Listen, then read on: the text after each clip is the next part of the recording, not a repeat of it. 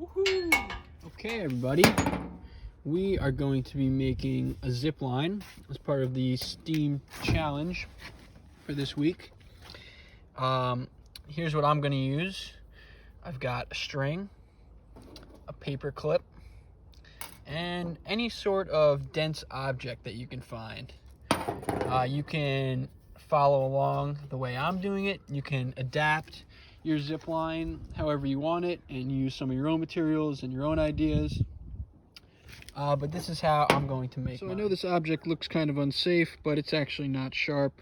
And I just wanted to remind you all that if you need to use any sharp objects or any tools, you should go to an adult for help. What's going to make this zip line move is the force of gravity. And so, when you're putting up your string or whatever you might use to make your zip line,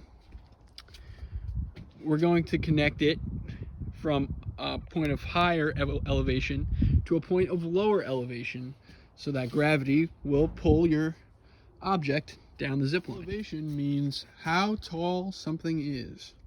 How high up is it? Is it down here? Is it over here?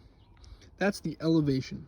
So the first thing I did was cut a section of the string I had and use it to tie up my object to my paper clip.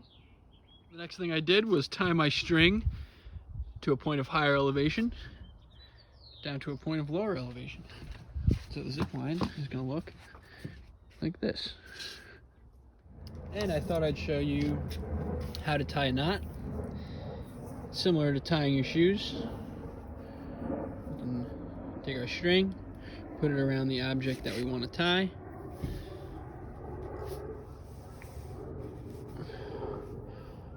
Cross it like this, and bring your string under and through.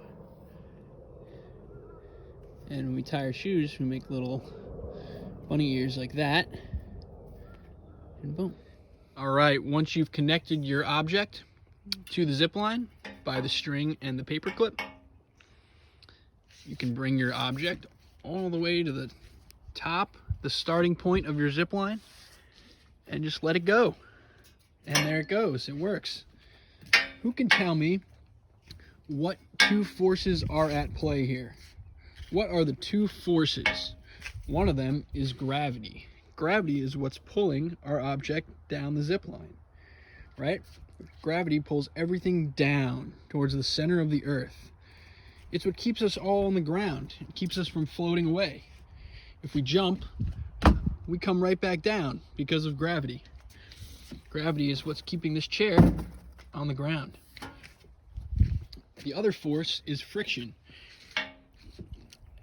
As this object travels down the zip line, the paper clip is rubbing against the string. That's called friction, and it's slowing down our object. But the force of gravity is overcoming the force of friction and causing our object to travel all the way down.